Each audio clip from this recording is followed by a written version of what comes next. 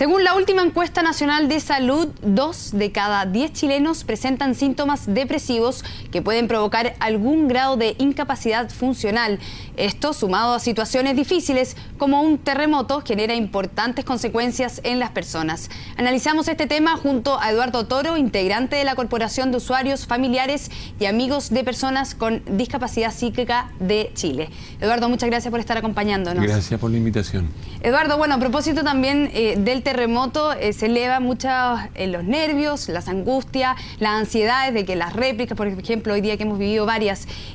¿Cómo se da la salud mental en nuestro país, considerando también las tragedias, catástrofes nacionales que a menudo se presentan en nuestro territorio?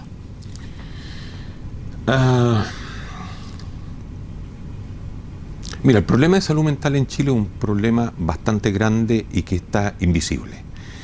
Las cifras dicen lo siguiente: uno de cada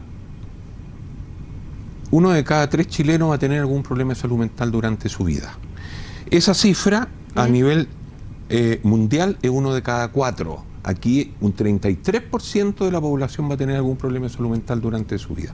A nivel mundial es el 25%, por lo tanto uno podría aventurar la explicación de decir que este es un país que no tiene un buen nivel adecuado de salud mental, entendiendo la salud mental como un estado de bienestar, ¿no es cierto?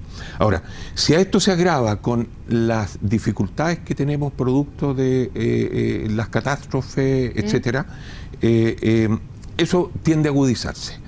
¿Ya? La salud mental en nuestro país es parte de alguna, o sea, una parte genética y otra también en la forma en que vivimos o en nuestro propio entorno. ¿Cuánto afecta en la forma en que vivimos, nuestro entorno, que gatillen quizás alguna enfermedad mental? A ver, dentro de lo que nosotros entendemos por discapacidad mental, uno podría distinguir 3 subgrupos. El primer subgrupo tiene que ver con aquellas personas que nacen con alguna condición genética, ¿no es cierto?, como síndrome de Down o autista, etcétera, que provocan una discapacidad intelectual. Después hay otro subgrupo que tiene que ver con personas que tienen o se presenta un trastorno mental grave ya prácticamente al final de la adolescencia, estamos hablando de 18, 19, 20 años, y que son trastornos mentales de larga duración y que producen también discapacidad psíquica. Y un tercer grupo tiene que ver con las demencias, es decir, que tienen que ver con el deterioro que se produce por la edad, y en ese caso también hay personas que se integran dentro de este concepto de discapacidad psíquica. Ahora bien, yo me aventuraría a decir que esta es una sociedad que es enferma en términos de salud mental. Y respecto a la salud mental, es muy poco lo que se estaría haciendo. ¿Y por qué es tan enferma? Yo creo que hay una historia complicada aquí. Hay un modelo económico que funciona de una determinada manera, que genera grandes niveles de estrés. Pensemos lo siguiente: el 2011 había un 25% de los trabajadores que pedían licencias médicas por trastornos de salud mental. La cifra del 2014, enero-octubre, es un 48% de los trabajadores o de la licencia se corresponden con trastornos de salud mental.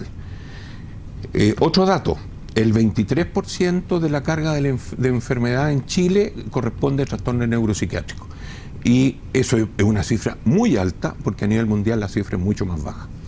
Usted me menciona muchas cifras y también llama la atención lo altas que son o la cantidad de personas que tienen algún trastorno o alguna enfermedad mental. Pero en la práctica muchas veces este tema está, como usted decía al comienzo de esta entrevista, silenciado. Son enfermedades que nadie dice, por ejemplo, que va a un psicólogo o que toma algún tipo de medicamento, o la palabra depresión muchas veces estigmatizada. ¿Qué pasa con el chileno cómo mira este tipo de enfermedades y que muchas veces finalmente lo que se hace es aislar esa sensación o esa enfermedad o incluso el familiar con esa enfermedad? Mira, gran parte de los trastornos de salud mental son invisibles en Chile. Y son invisibles primero por un problema de autoestigma. La familia estigmatiza a su miembro que tiene algún problema de salud mental. Y la sociedad tiende a estigmatizarlo y también tiende a aislarlo. por lo tanto, a ocultarlo. Y finalmente, las personas que tienen un trastorno mental grave, producto de esta estigmatización y este aislamiento, ¿no es cierto?, terminan reducidos a algún rincón. Pensemos en las personas que están en los hogares y residencias protegidas. Los hogares y residencias protegidas prácticamente son invisibles también para la comunidad en la cual ellos están, y la gente no los ve. No los integran, no los incluyen dentro de la comunidad, y si los incluyen o los miran como enfermitos, como personas que no pueden razonar bien, etcétera. Entonces, esa discriminación, esa estigmatización hace que las familias tengan vergüenza, lo ocultan. Y la persona, a su vez, también puede tener vergüenza y se autoestigmatiza y se oculta. Además, la misma enfermedad tiende a que la persona se aísle. Eduardo, ¿y cómo hoy día la cobertura de salud mental, el presupuesto, tú me decías fuera de cámara, el bajo porcentaje que se designa a cubrir la salud mental? ¿Cómo está esa situación en nuestro país? Hagamos un contrapunto. Yo te decía que aproximadamente 1 de cada 3 chilenos o chilenas va a tener un problema de salud mental durante su vida. O sea, el 33% de la población va a tener algún problema de salud mental de su vida.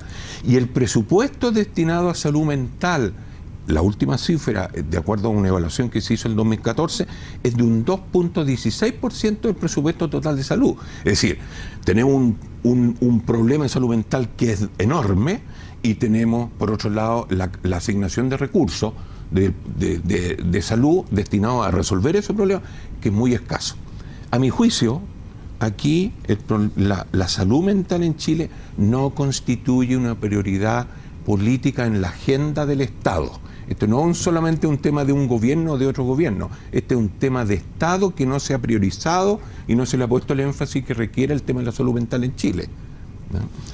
Eduardo, y por último, para las personas que nos están escuchando, ¿cuál sería tu consejo o cómo uno, propiamente aparte de la ayuda de un profesional, pero para mantener quizás los niveles de estrés más bajos o evitar que se gatille en algún tipo de enfermedad, qué hay que hacer para mantener en una vida que el estrés, sobre todo por ejemplo aquí en la región metropolitana, los tacos, el ruido, el nivel de estrés que vivimos día a día, en el que el tiempo siempre es poco, ¿qué se debe hacer?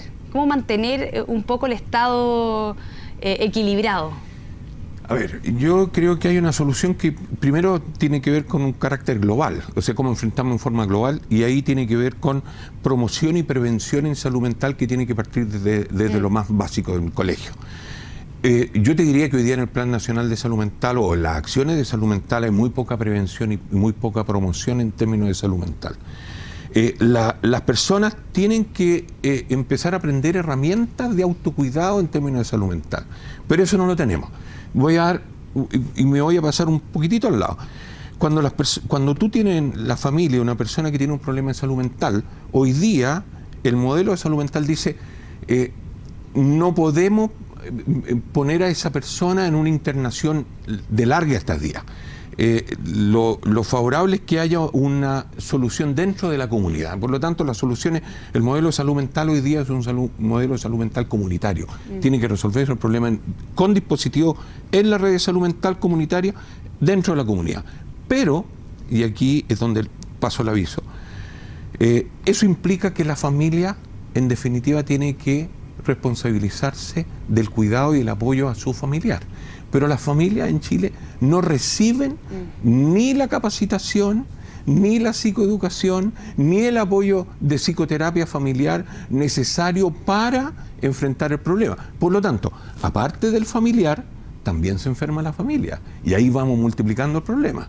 Entonces, si queremos enfrentar el tema desde el punto de vista de la salud y la psiquiatría mental comunitaria, lo que tenemos que hacer también es apoyar a la familia con un conjunto de acciones que permitan que la familia pueda enfrentar las crisis, apoyar y cuidar en forma correcta a su familiar, administrar los medicamentos en forma correcta, etcétera. Perfecto, Eduardo, muchas gracias por haber estado con nosotros en CNN Chile. No, gracias a ustedes y gracias por la invitación. Buenas tardes. Gracias.